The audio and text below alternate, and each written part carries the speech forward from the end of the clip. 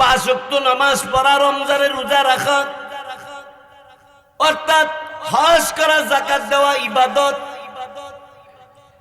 হালাল পথে উপার্জন করা এটাও ইবাদত, সঠিকভাবে নবীর সুন্নত মতো ব্যবসা করা এটাও ইবাদত।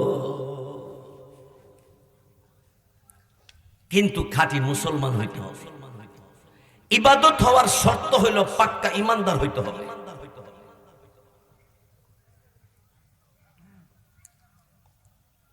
আমার ভাইয়েরা, বুগদা শরীফে ইয়ামান থেকে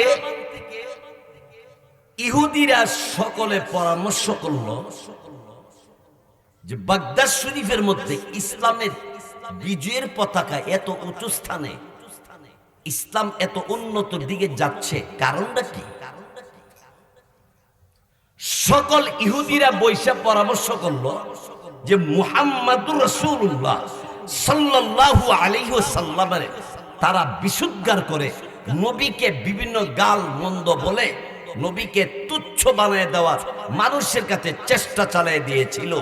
সেই ইহুদিরা একসাথে বৈশা তারা পরামর্শ করলো আর বলল, এই মুহাম্মাদের আনিত ধর্মকে ধূলিসাৎ করে দেওয়ার জন্য আমরা চেষ্টা করি, কিন্তু বাগদাদ শরীফের ভিতরে ইসলামের পতাকা খালি উপরে যায়, কারণটা কি?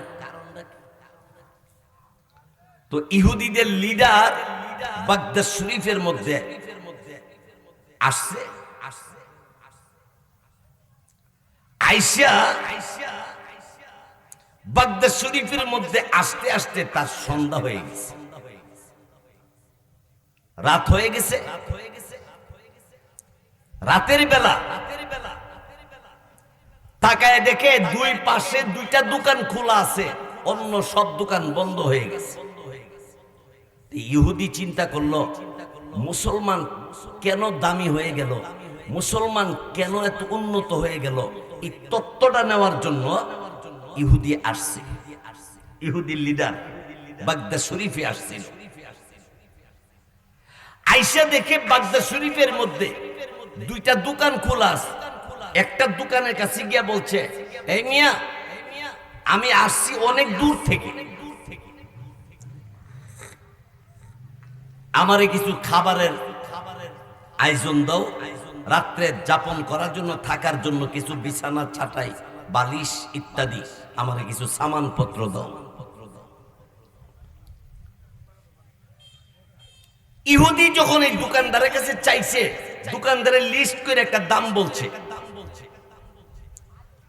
দাম বলার পরে ইহুদি বলল, ঠিক আছে, এই মালামাল গুলি আমারে দাও, আমি টাকাগুলি দিতেছি। ওই দোকানদারে বলতেছে, এই মিয়া,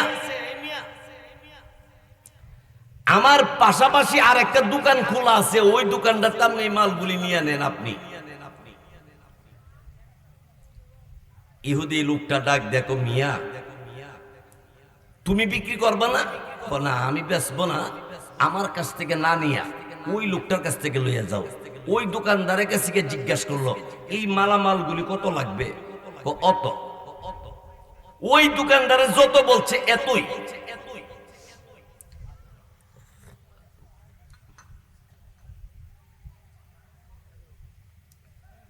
লোকটা হতভম্ব হয়ে গেছে, চিন্তার মধ্যে পড়ে গেছে। ওই দোকানদারের যত টাকা বলছে, এই দোকানদার এত টাকাই, তাহলে ওই দোকানদার আমার কাছে বিক্রি করলো না কেন? বুঝে আসতেছে। যাই হোক, আবার এই লোকের কাছে আইসে, ওই দোকানদারের কাছে আইসা বলল, ভাই, আপনি যত টাকার দাম বলছেন, ওই লোক ওই এত টাকাই দাম বলছে, তা আপনি বিক্রি করলেন না কেন? লোকটা ডাক, দেখো ভাই, আমি মুসলমান, ওই দোকানদারও মুসলমান। ইহুদি ডাক, দেখো তাতে কি হয়েছে?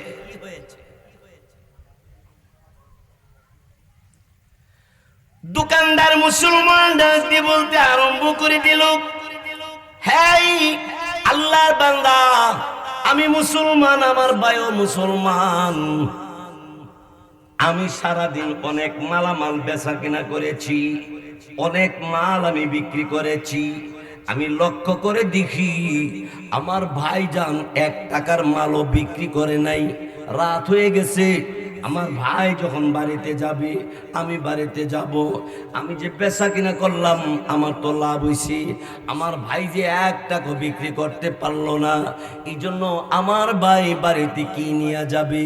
ভাই যে বিক্রি করতে পারলো না, শেষ কাস্টমার আপনি, আপনাকে তার কাছে পাঠিয়ে দিলাম যাতে করে আমার ভাই কিছু বিক্রি করে বাড়িতে নিতে পারে।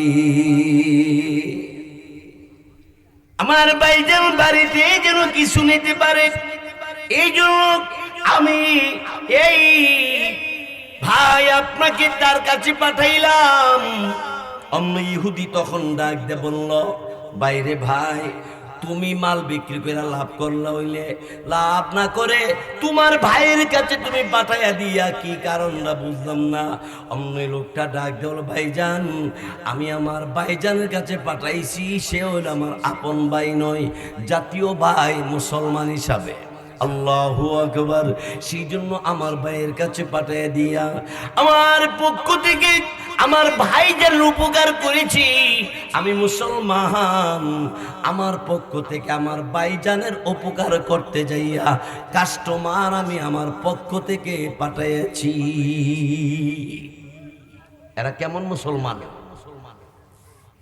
আর আমরা দোকানদার হইলে খালি আমরা নিজেরটা নিজের প্রশংসা করে বলি, আমারটা ভালো, আমারটা 1 নম্বর। আর এই দোকানে মাল ভালো না, এটা ইন্ডিয়ার মাল, অমুকের মাল, হুমুকের মাল, চাইনার মাল, টিকতো না বেশি দিন, খালি নিজের প্রশংসা করি। আর ওই মুসলমান, সে এক মুসলমান আর এক মুসলমান